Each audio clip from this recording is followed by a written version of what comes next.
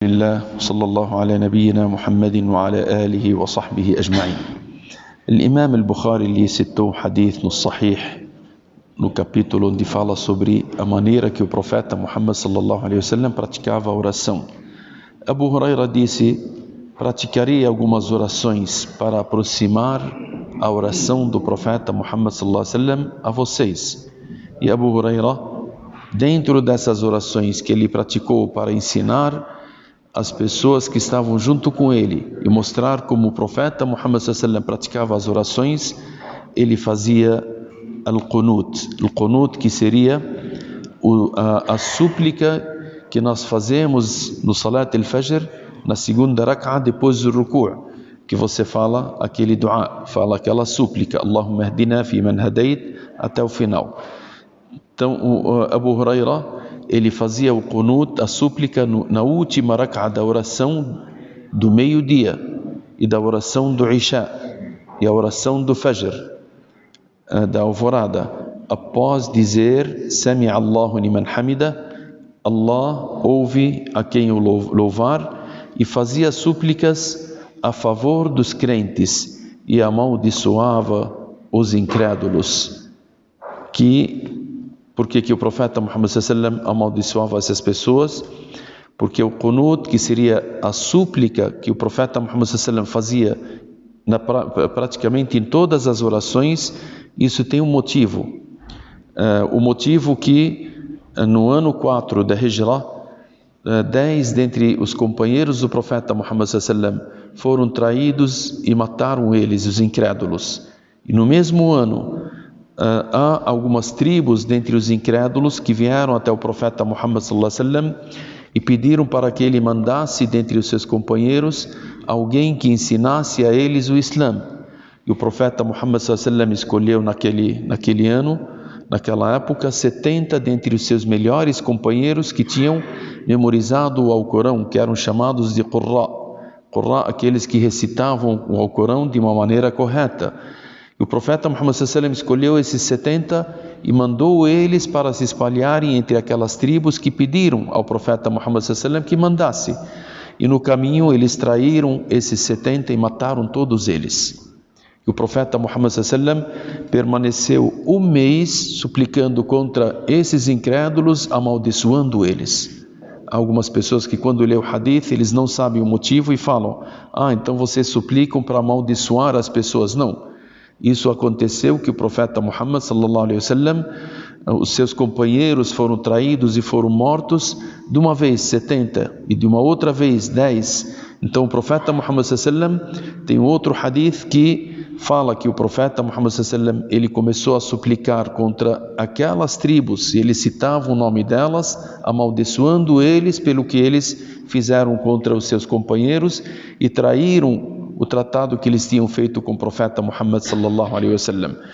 Então o profeta Muhammad sallallahu alaihi wasallam fazia al-qunut, ele fazia o dua do qunut na última rak'ah depois do ruku', e isso era feito no Fajr, como é o hadith do Abu Huraira, e era feito no Isha, e era feito no Dhuhr.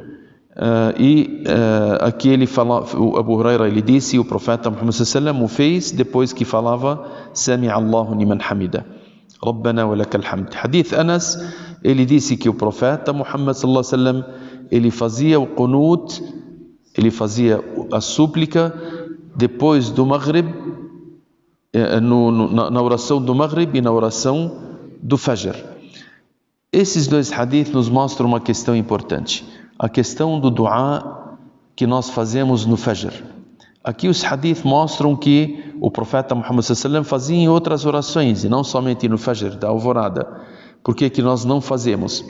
Nós sabemos que os ulama, eles disseram que o profeta Muhammad sallallahu alaihi wasallam, ou eles confirmaram que o profeta Muhammad sallallahu alaihi wasallam fazia o dua na maioria das orações.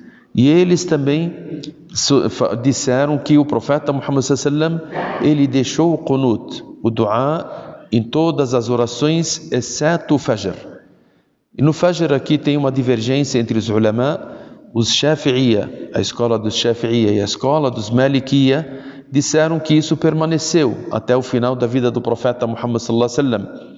A escola dos Hanafiya e a escola dos Hanabila, eles disseram que não, o profeta Muhammad sallallahu alaihi wasallam, ele deixou de fazer o qunut depois de um tempo. Agora, os dois, eles têm vários hadith, e a maior parte desses hadith são hadith do Anas. Um desses hadith do Anas, ele fala que o profeta Muhammad sallallahu alaihi wasallam, ele permaneceu fazendo o qunut, a súplica, no Fajr, até o final da vida dele.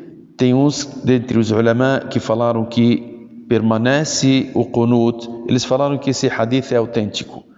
Aqueles que falaram que o hadith não é autêntico, eles falaram, não, para nós esse hadith não é autêntico, não chegou para nós de uma forma correta, então por isso que nós falamos que não há o qunut. Tem outro hadith do Anas também, que todos falam que é o autêntico. Eles falam que o profeta Muhammad sallallahu alaihi wasallam, ele fez o qunut, a súplica, durante um mês e depois o deixou. Aqueles que firmaram e disseram que não, permanece o qunut, o profeta Muhammad sallallahu alaihi wasallam, ele fez um qunut, um dua, durante um mês contra os incrédulos, só que ele não deixou o qunut, a súplica. Somente os incrédulos que mataram seus companheiros, ele deixou de suplicar contra eles, mas permaneceu o dua. Os outros entenderam o hadith do Anas que não, ele deixou a súplica, que deixou todas as súplicas contra os incrédulos e até a súplica geral. Então por isso que há essa divergência, só que todos os ulama disseram que se a pessoa não fizer o qunut, a oração dele é correta. Agora tem aqui uma pequena divergência entre os Malikiya e os Shafi'iyya, que falaram que os Shafi'iyya disseram que o qunut, ele vem depois que a pessoa fala Sami Allahu liman hamida, ele faz o qunut. Os Malikiya falaram que não, ele faz o qunut antes do ruku', e também os dois deles têm os hadith que são corretos e autênticos, então todos eles têm esses hadith, e como nós falamos, se a pessoa fizer o qunut, a súplica, antes do ruku' ou depois do ruku', isso é correto.